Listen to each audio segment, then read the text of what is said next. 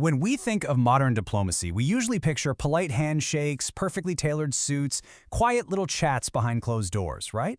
It all just seems so orderly. But the actual origins of the modern resident ambassador are literally anything but polite. In early modern Europe, becoming a diplomat wasn't really about sipping champagne. It was about surviving a completely chaotic, high-stakes, and honestly unhinged environment. So, in this explainer, we're going to shatter that polite illusion and dive into the wild, high-stakes origins of the resident ambassador. Okay, let's dive into this. Now, you might assume that being chosen to represent your king or queen in a foreign court was, a massive honor. But early aristocrats actually hated these assignments. The historian D.B. Horne hit the nail on the head when he said English aristocrats viewed long diplomatic residencies simply as a concealed form of exile. They literally saw it as banishment from the real center of power, which of course was back home at their own court. In fact, a lot of nobles would only agree to take on this chore if they could negotiate a huge promotion in the peerage before they even packed their bags. So the job often got handed off to the minor gentry. And as we're about to see, the job description was absolutely grueling. So we're going to walk through this increasingly unhinged job description in 5 parts. First, moving beyond just being spies. Second, the battle for prestige. Third, the art of lobbying. Fourth, the honorable spies. And finally, the rise of the resident ambassador. Section 1. More than just spies. Let's look at how they went about actually winning royal friendships. Now, what's really interesting here is how different nations approached the exact same goal. Originally, resident ambassadors were essentially just glorified news gatherers. But pretty quickly, they had to actively secure the friendship of the foreign royals they were living with.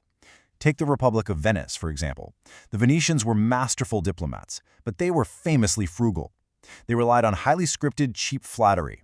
When a new French king took the throne in 1515, the Venetian ambassador got these strict step-by-step instructions: offer condolences for the dead king, smoothly transition to joy for the new king, flatter his physical appearance, and crucially, keep the welcome gifts completely hidden until the last possible second.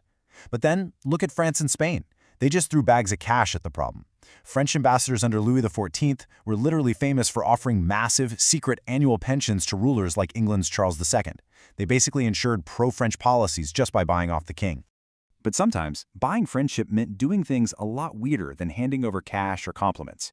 Back in 1599, English prestige in Constantinople was dangerously low. So to win over the Ottoman Sultan, the English sent this absolutely mind-boggling gift. It was a 16-foot-tall Baroque mechanical organ built by a guy named Thomas Dallam.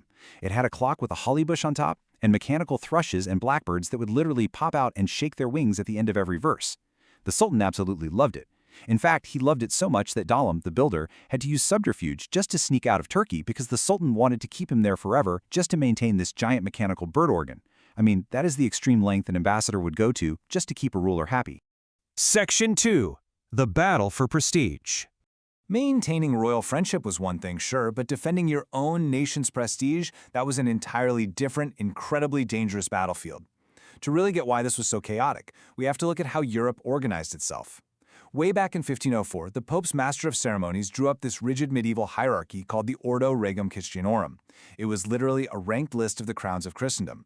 You had the Pope at the absolute top, then the Holy Roman Emperor, then the King of France, then Spain, and on and on. But over time, as empires shifted, especially when Spain's power just absolutely skyrocketed under Philip II, this dusty old list started crashing headfirst into a volatile new idea: the concept that all sovereign states were completely equal. And guess who had to fight it out on the ground to prove they weren't second class? The ambassadors. And the bureaucratic lengths they went to just to avoid sitting in a lesser chair than a rival? It's honestly unbelievable. Take seating arrangements at peace talks. If you sat further from the head of the table, you were basically admitting your nation was weaker. So, at the 1635 Stumsdorf talks, to avoid any kind of seating hierarchy at all, the ambassadors just decided to negotiate while standing up.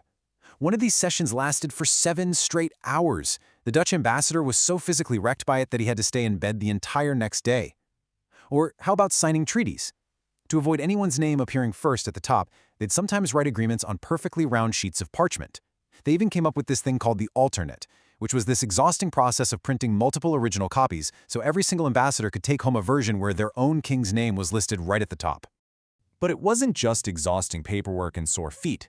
Things frequently turned bloody. Let me set the scene. London, 1661. The diplomatic corps is gathering to welcome the new Swedish ambassador. Now, the Spanish and French ambassadors weren't even physically there, but their coachmen definitely knew the assignment. Get behind the royal coach first to prove your nation's superiority. A literal street battle breaks out. The French coachman tries to grab the spot, and the Spanish entourage just goes on the attack with drawn swords and firearms. They hamstrung the French horses, mortally wounded a postilion, dragged the French coachman right off his box, and triumphantly took the spot in line. The aftermath? France's King Louis XIV was so enraged he threatened to declare actual war on Spain over a carriage traffic dispute.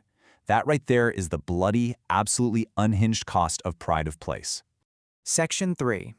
The Art of Lobbying. And this brilliantly illustrates the next big hurdle.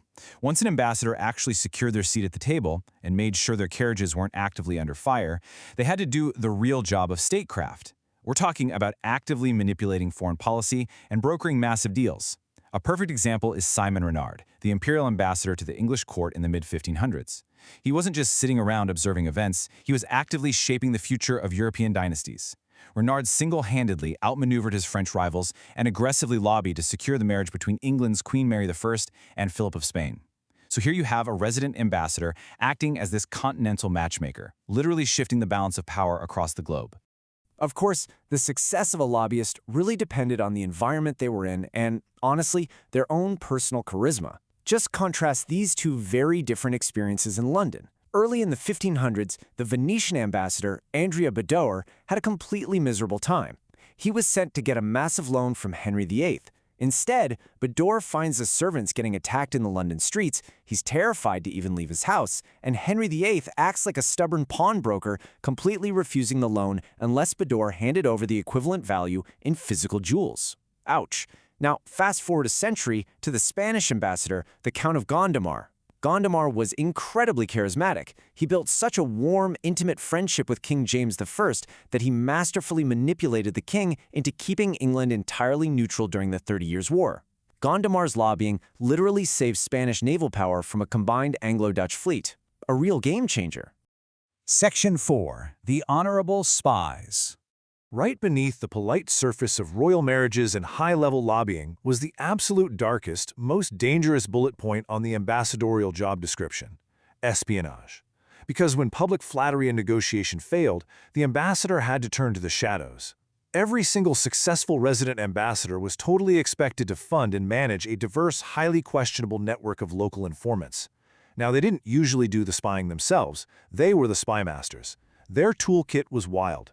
They used greedy local courtiers looking for secret pensions, independent intelligencers who just sold secrets to the highest bidder, traveling merchants, and, really crucially during the wars of religion, local dissident co-religionists whose faith made them willing to take massive risks to spy on their own governments. The world of the intelligencer was incredibly treacherous. Just look at the dramatic story of Abraham de Wickevoort. He was a Dutch diplomat of the second rank, but he had a very lucrative side hustle. He sold intelligence to virtually everyone, including the English. Well, eventually his double dealing caught up with him, and in 1675 he was arrested for espionage. He pleaded diplomatic immunity, but it didn't work. He was thrown into a dungeon for life. But here's the crazy part. Wickevoort didn't just sit there and rot. While he was locked up in prison, without even having access to his own library, he wrote the definitive 17th century manual on how diplomacy actually worked in practice. He literally wrote the book on being an ambassador while locked up in a dungeon for being a spy. You can't make this stuff up. So the crucial point here is that getting caught playing the honorable spy carried some very severe consequences. An ambassador really had to make sure they didn't get their own hands too dirty. Take Bernardino de Mendoza, the Spanish ambassador to London. Mendoza wasn't just gathering news, he was actively funding Catholic exiles and buying secrets right out from under Queen Elizabeth's own ambassador in Paris. But Mendoza pushed his luck way too far. He got deeply entangled in the 1584 Throckmorton plot, which was a conspiracy to completely overthrow Queen Elizabeth I and replace her with Mary, Queen of Scots. When the plot was inevitably uncovered, Mendoza was formally expelled from England. Honestly, if he hadn't had diplomatic immunity, he absolutely would have lost his head. Section 5. The Rise of the Resident. Let's move on and see how this all builds, because through all the bribery, the crazy precedence battles, and the underground espionage, these exhausting duties actually forged an incredibly powerful, durable institution. If we look at the timeline of early modern Europe, back in the 1400s, resident ambassadors were pretty rare. They were viewed with intense suspicion, basically seen as untrustworthy exiles and just straight-up spies. But by the 1500s, since they were the only ones constantly on the ground, they naturally started taking over the heavy lifting of daily, day-to-day negotiations. And by the late 1600s, despite the very real dangers and the absolutely chaotic working conditions, the residence embassy was firmly established across the entire continent as the completely normal expected method of conducting international relations. And their triumph meant the slow death of the special envoy. See, for centuries, monarchs had relied on these super flashy, high-ranking, aristocratic special envoys. They'd just drop into a country for a few weeks, strictly for ceremonial display or to sign a final treaty, entirely stealing the hard-working resident ambassador's thunder.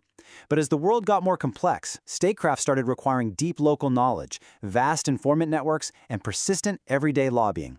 The flashy aristocrat dropping in for a parade simply couldn't compete anymore with the deeply embedded resident ambassador who actually knew, quite literally, where the bodies were buried. Which leaves us to consider the state of our world today. We started this whole explainer by contrasting the wild, sword-fighting, bribe-paying origins of diplomacy with the very polite, sanitized version we see on the news today. But understanding this crazy history begs a massive question. Beneath that polite surface, is modern diplomacy truly any different today?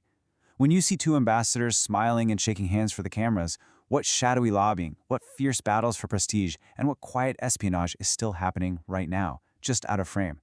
Thank you for joining me for this explainer, and I'll leave you to think on that.